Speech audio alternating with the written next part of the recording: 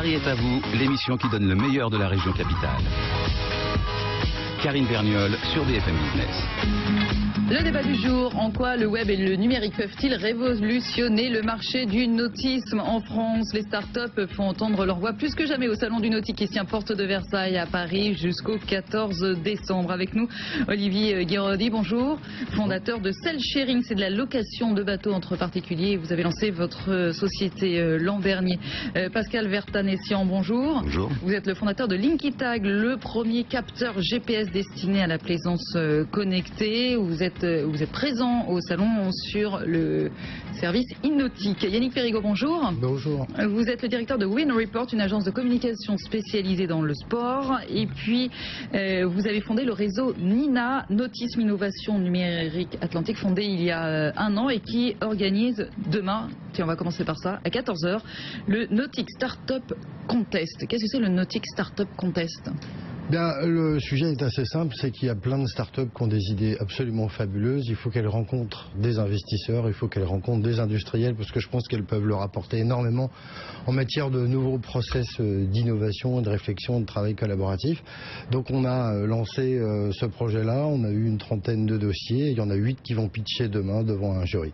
Voilà, mais parce que vous dites des startups, il y en a plein. Oui, effectivement, chez BFM Business, on en reçoit plein. Est-ce que dans le nautisme aussi, il y en a plein? Est-ce que c'est récent?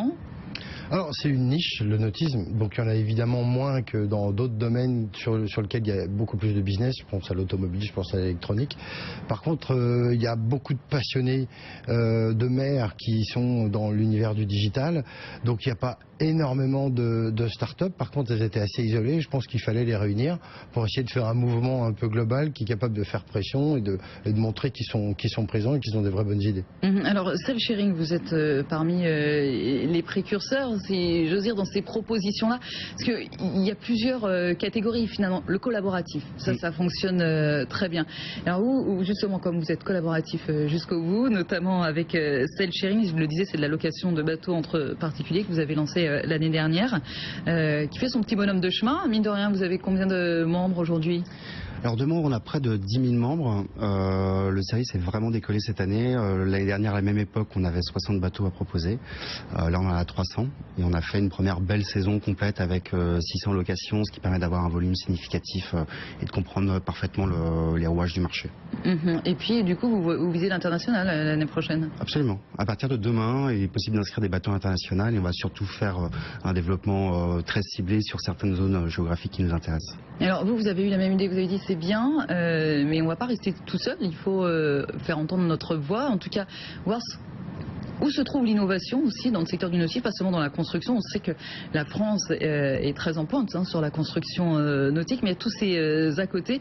Et donc vous avez ramené des petits copains, oui, et vous avez fait ensemble une petite présentation lundi dernier.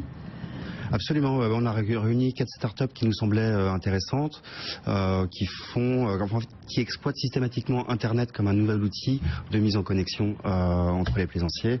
Donc on a invité notamment Universal, que vous devez bien connaître, qui fait de la conciergerie de bateaux, Vogue avec moi qui fait de la co-navigation, et puis Navili qui est un système de notation, je dirais, des mouillages par les différents plaisanciers.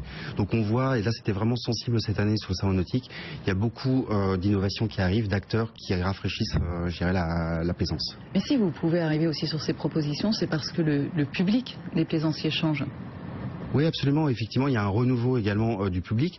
Ceci dit, aujourd'hui, même un plaisancier, je dirais, moyen, qui a environ 60 ans, utilise Internet, a une tablette. Bien entendu, mais ce que je veux dire, par exemple, pour l'idée du collaboratif, pour l'idée, on peut partager son bateau aujourd'hui, on peut aussi ne pas être toujours là à s'en occuper, mais proposer à quelqu'un d'autre de s'en occuper. C'est peut-être cet état d'esprit qui change un petit peu. Oui, absolument, ça rentre vraiment dans les mœurs. On sait que l'économie de partage, ça devient très connu. Il y a des acteurs dans l'immobilier, dans les voitures. Ce qu'on dit dans le jargon, il y a la preuve de concept a été apportée. Nous, on le voit bien sur la plaisance, effectivement. Nous, on est là pour apporter de l'huile dans les rouages et sur 600 locations, tout s'est bien passé globalement, donc le système fonctionne.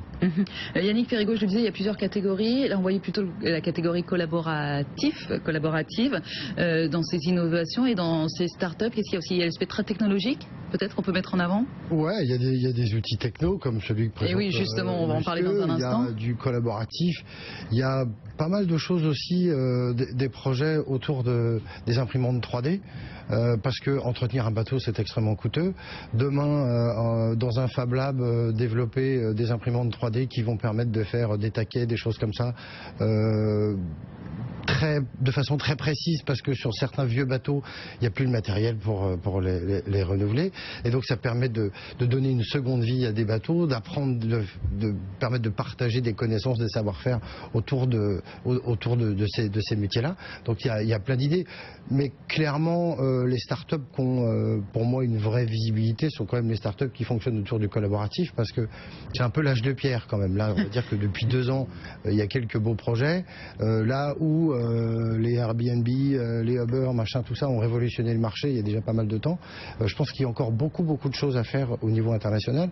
Et pour rebondir sur ce que tu disais tout à l'heure, ce qui est très intéressant, c'est que ça permet de toucher des segments de population qui n'ont pas les moyens de faire du bateau, et d'ouvrir, de démocratiser la plaisance, ce qui est un énorme sujet, parce qu'il y a énormément de gens qui ont des fonds d'écran avec des voiliers, mais qui ne peuvent pas se le permettre. Et là, ça permet de toucher d'autres types de clientèle. Et puis aussi, entretenir un bateau, ça coûte une tonne.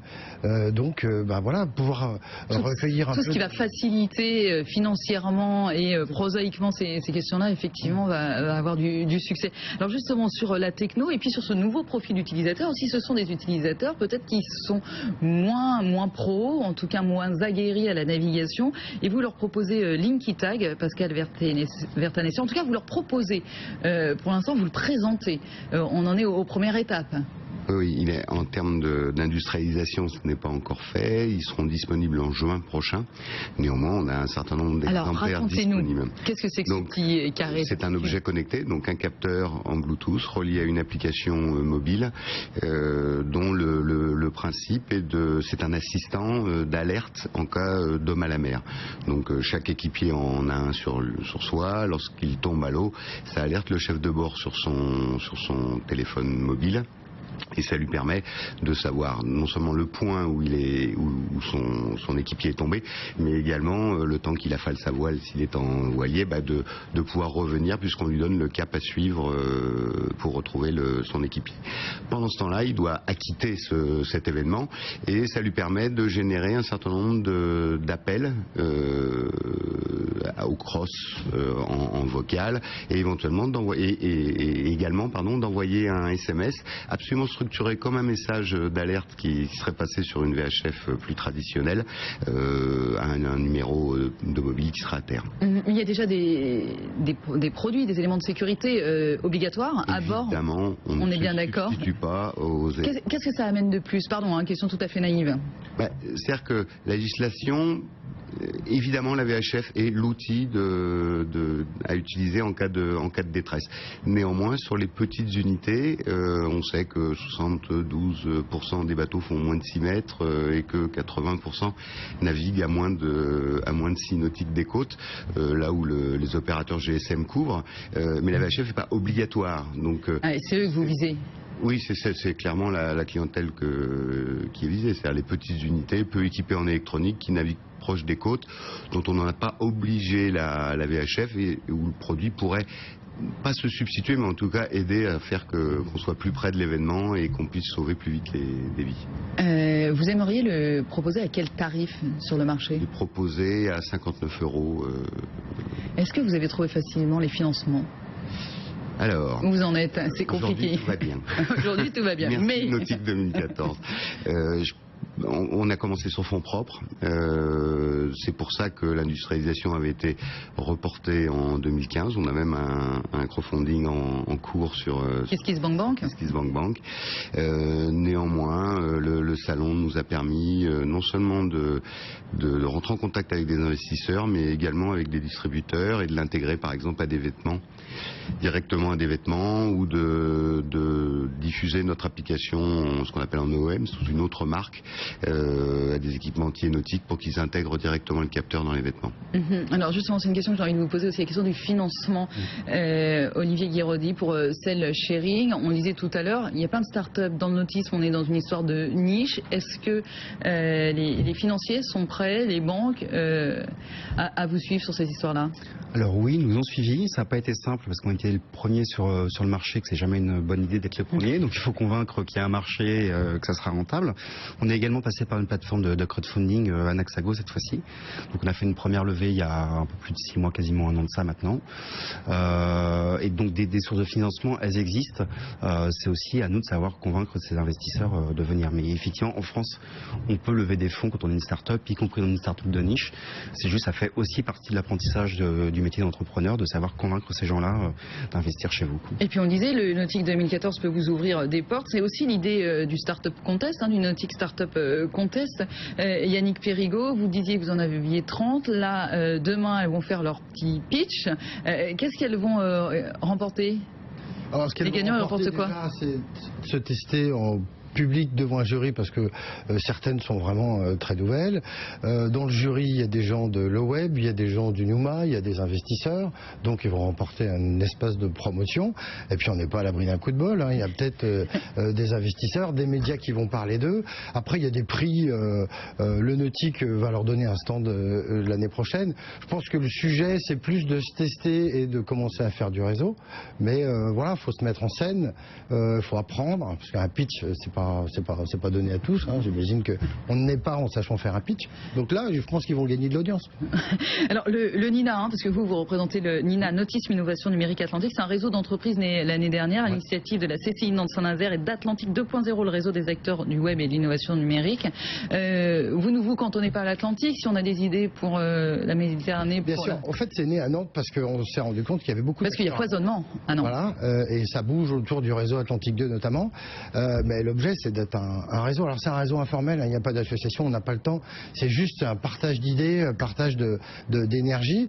Et puis spontanément, il y a des gens de La Rochelle, du sud de Paris qui ont voulu rejoindre. Donc on leur a dit bienvenue à bord. Et puis là, on les rencontre spontanément. On a un grand stand, WinReport a un grand stand sur le salon. C'est un bar ouvert où les gens se croisent. Et voilà, c'est un outil de connexion. Mais l'enjeu, c'est vraiment de rassembler, d'échanger tous ceux qui veulent. Et puis si demain, le Nautique Startup Contest, il a clairement des ambitions internationales.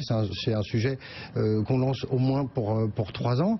On espère bien que dans Nina ou dans d'autres types de réseaux comme ça, on va récupérer des gens qui sont un peu partout. Et quel est l'accueil, justement, c'est un peu la question que je vais vous poser à tous, Olivier Guiraudy, du secteur plus traditionnel, on va dire des grands constructeurs, des gens qui sont habitués depuis des années à être sur le nautique? Est-ce qu'ils vous accueillent à bras ouverts en vous disant c'est bien, on va pouvoir faire des choses ensemble, on va pouvoir louer plus de bateaux, etc. Ou est-ce qu'ils vous regardent un petit peu en disant attendez?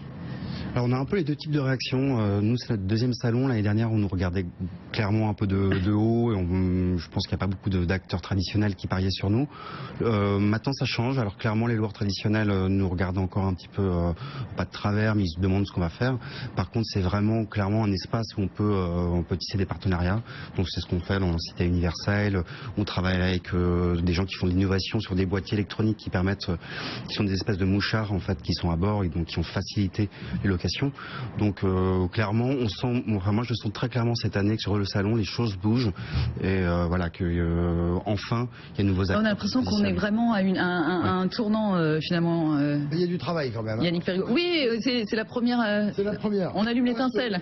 Ce que j'essaie d'expliquer aux industriels, c'est qu'ils ne peuvent pas innover tout seuls, que l'innovation à la papa, ça ne marche plus, que les idées, elles sont dans les startups, que les startups ont besoin de moyens, d'investisseurs, et qu'il faut organiser le frottement. Le NINA, c'est un prétexte pour organiser le frottement entre les industriels et les startups. Parce qu'en France, on a beaucoup plus de difficultés, tu le disais tout à l'heure, à lever des fonds. Par contre, les clients sont chez les industriels. Les fonds sont chez les industriels. Et il faut organiser ce frottement, et c'est ce qu'on essaie de faire avec les fédérations des industries nautiques, qui commencent à nous écouter. J'ai rencontré le président il y a 2 jours. Ça prend du temps quand on leur parle de Lean Startup, de Design Thinking, quand on leur parle de... Moi, je leur ai dit, on va travailler ensemble, mais je vais vous emmener faire une learning expédition à San Francisco et vous allez revenir défoncé. Vous allez juste vous rendre compte que le monde bouge et qu'il faut se bouger parce que les Uber et les Twitter et les Google du monde du bateau, ils arrivent et vous risquez de voir le navire passer si vous ne vous secouez pas. Ça commence à faire son chemin. Patrick Vertanessian, justement, vous sentez, vous disiez merci le Nautique 2014. Ouais, l'accueil a été... je pense que les gens commencent quand même... Bon, en plus, on est sur un objet connecté, la presse s'en est emparée déjà depuis quelques mois, donc l'accueil a été plutôt positif. Puis dès que ça touche à la sécurité, c'est hyper important. Oui, ça touche à la sécurité. C'est vrai aussi que le fait d'être dans une niche, si on a un petit peu de background nautique, on se dit, tiens, si Pascal y est allé, c'est peut-être que le produit, on va le regarder. Parce que vous venez d'où ? Non, mais je navigue beaucoup, je régate beaucoup, puis j'avais un web magazine dédié au yachting classique, donc c'est pas la première fois que j'expose au nautique, j'y ai pas mal d'amis, donc le fait de voir qu'il y avait... Vous avez une certaine légitimité. Ouais, quand on est dans une niche et qu'on sait quand même parce que c'est vrai que les gens pourraient me dire, non, les marins c'est la VHF, c'est le loc à l'ancienne, et de se dire, bon, mais attends, mais explique-moi ton truc, et puis ça a même généré des applications qu'on n'avait pas forcément imaginées. Il y a un type qui est arrivé en disant, mais attends, moi mon problème c'est la nuit, mon annexe, j'ai peur qu'on me la vole, je la monte en tête de mât, il dit, si je mets le capteur dans le bateau, je peux aller dormir tranquille, ça me préviendra quand il est volé. On nous a dit, tiens, moi j'ai un enfant, quand je suis dans une crique qui a du Mistral hors de la crique, je l'autorise à utiliser par exemple son matelas pneumatique, je lui autorise 40 mètres, je suis alerté s'il se rapproche de la sortie de la crique. Donc voilà, c'est des échanges avec les gens, et très honnêtement, là on en a eu pas mal. C'est vrai qu'en fait c'est du pratique, tout ça c'est à l'usage, puisque ce sont entièrement des nouveaux services, des nouveaux produits, de nouveaux services, donc il s'imagine au fil des discussions, notre produit a presque même évolué sur une partie en tous les cas, en contact avec les gens. Par exemple, les comités de course nous ont dit, moi ça me plaît bien ton idée de pouvoir pointer les bateaux autrement qu'avec un feutre quand il pleut ou quand il y a une vague. Voilà, donc là on a rajouté sur un produit, on a rajouté un bouton qui permet de pointer et d'alerter.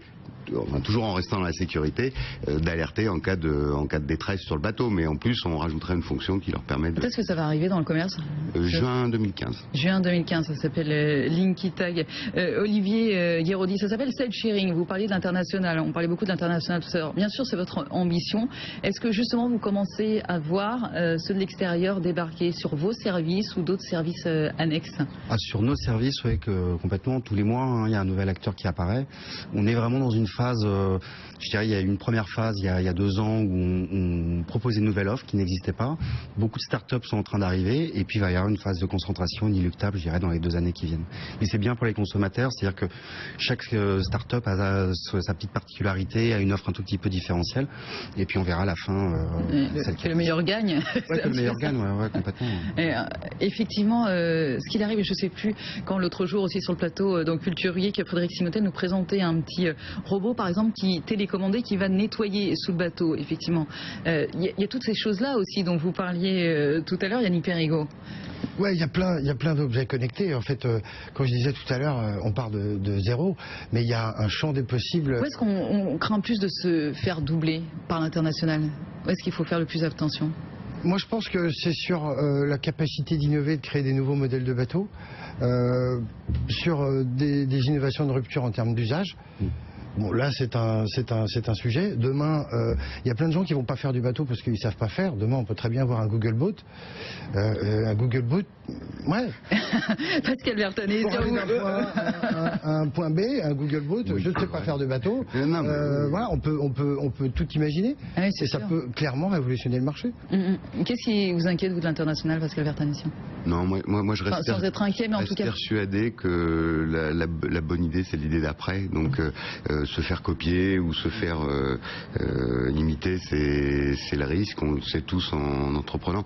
Je crois que ce qu'il faut, c'est d'avoir son business model, d'avoir un peu imaginé ce que pourrait être le produit au salon 2015 ou voire 2016, et puis surtout de faire des partenariats. Ça, je crois que la force des startups par rapport à l'industrie plus classique, c'est d'être capable de discuter calmement, de pas craindre l'autre, c'est de voir ce qu'on peut partager, comment on peut en coworking faire du commerce. Et effectivement, l'entrepreneuriat c'est dur, j'invente rien, mais je pense que quand on est au niveau des startups, c'est plus facile de discuter, d'imaginer ce qu'on peut faire ensemble et comment on peut se soutenir, si j'ose dire, pour progresser. C'est quand même un sujet. Yannick Périgot.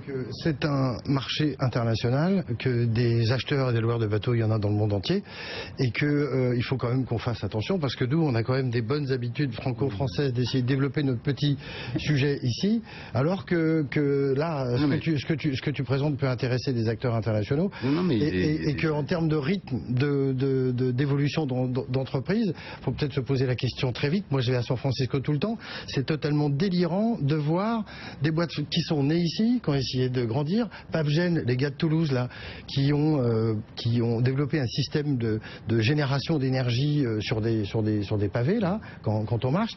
Ils ont été obligés d'aller à San Francisco parce qu'ils ne trouvaient pas d'argent en France. Faut pas être complexé. Les idées, elles sont excellentes. Les fonds ne sont pas là. Faut pas hésiter à aller faire un tour là-bas et pour chercher les fonds. Mais ce que tu dis, Pantino. Oui, bien sûr. Bien sûr. Travaillons ensemble pour justement avoir le maximum de une question de rythme. Je suis pas persuadé qu'il faille développer ça d'abord en France et puis ensuite d'aller le mettre en Europe ou aux États-Unis. En tout cas, ce qu'on peut en rappeler, et ce qui va mettre tout le monde d'accord, l'industrie nautique française, c'est premier producteur mondial de bateaux à voile, 4e producteur de bateaux à moteur. Il faut garder ça aussi. Et toute votre industrie, toutes vos innovations, toutes ces idées-là, on va peut-être avoir un jour 5e ou 4e producteur de quoi? Ce sera quoi? D'innovation, de start-up, de services annexes à la navigation. C'est ça qui est en train de se mettre en place aujourd'hui. Et si le groupe Beneteau, Jeannot, qui est le leader mondial, emmène les start-up avec lui sur ses marchés, sur ses salons, il va y contribuer et il va en recueillir de la valeur. C'est pour ça qu'on a beaucoup de messages à leur faire passer, parce qu'ils sont déjà sur ces marchés-là. Bon, la prochaine fois, on les invite en même temps que vous. Allez, juste une toute dernière question. Comment ça va le Nautique 2014? Il y a du passage, là, c'est encore jusqu'au 14. Ouais, très bon salon. Plus de trafic, il me semble, que l'année précédente, et très qualitatif. Donc on est content, quoi. Self-sharing, nous tout ce qu'on s'est dit là, c'est-à-dire effectivement, c'est des partenariats, quoi. Pour nous, c'est essentiel, et c'est là qu'on rencontre quand même l'écosystème. Tout l'écosystème du nautisme est à Paris en ce moment, et donc pour nous, c'est une super opportunité. Et il y a beaucoup de projets dans le monde du sponsoring. Il y a beaucoup de gens qui arrivent avec des projets, beaucoup de boîtes qui veulent investir là-dedans. Moi, je suis assez bluffé de voir qu'il y a une espèce d'élan positif entrepreneurial. Pour le nautisme, on a l'impression qu'il y a un regain d'intérêt. Oui, regain d'intérêt pour le nautisme, pour les courses de voile, pour le Vendée Globe. Il y a plein de boîtes qui viennent nous voir en disant en fait, ça me fait rêver, j'en ai marre du foot, j'ai envie d'aller partager ces valeurs-là. Moi, je suis assez surpris. Il y a un vrai marché, on sait qu'il y a quand même 9 millions de Français qui ont envie d'accéder à la plaisance et qui ne savent pas comment faire aujourd'hui, alors que si on sait pas faire du ski... Ils veulent passer du fond d'écran à la mer, en fait, tout simplement. Vous savez que si vous ne savez pas faire du ski, vous savez trouver un moniteur de voile. Si vous ne savez pas faire un moniteur de ski, si vous ne savez pas faire de bateau, aujourd'hui, ça reste plus compliqué, quoi. Et donc là, je pense qu'on a un vrai travail à faire tous ensemble pour ramener ces gens à la pratique de la plaisance. Eh ben, bon courage, allez-y. Merci beaucoup à vous, Olivier Guiraudy, fondateur de Self-Sharing, Paul Vertanessian, fondateur de Linkita, qui arrivera donc en juin 2015, Yannick Périgot, directeur de Win Report et fondateur du réseau Nina. On souhaite bonne chance à ceux qui vont participer au Nautic Startup Contest. Et demain, on peut y assister. Demain, à 14h, sur la grande scène du Salon Nautique, absolument. Merci beaucoup à vous. Et vous y serez, bien sûr, pour défendre le Linkita. Moi, je serai dans le jury. Merci beaucoup à vous. Le Nautique, c'est jusqu'à dimanche, porte de Versailles à Paris. Restez avec nous, Paris est à vous. Continue dans un instant, juste après un nouveau journal. Paris est à vous. L'émission qui donne le meilleur de la région capitale.